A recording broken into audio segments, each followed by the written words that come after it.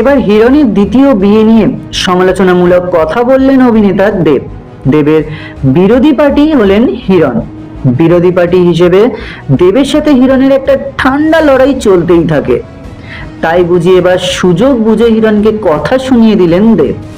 সাংবাদিকরা দেবকে প্রশ্ন করেন, দাদা নিশ্চয়ই শুনেছ, বর্তমানে পুরো মিডিয়া জুড়ে হিরণের দ্বিতীয় বিয়ে নিয়ে সমালোচনা চলছে, তো এই নিয়ে তুমি কি বলবে? উত্তরে দেব বলেন, আমি তো এতদিন হিরণের মেয়েকেই দেখিনি। আমি তো ওর মেয়েকে দেখে লজ্জায় শেষ।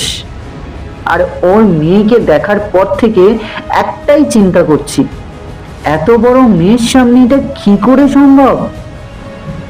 এরপর অভিনেতা বলেন, বিষয়টা সত্যি খুবই লজ্জার। তো বন্ধুরা, এত বড় মেয়েকে রেখে হিরণ বিয়ে করে আসলেই ঠিক করেছেন কিনা তা অবশ্যই কমেন্ট করে জানাবেন।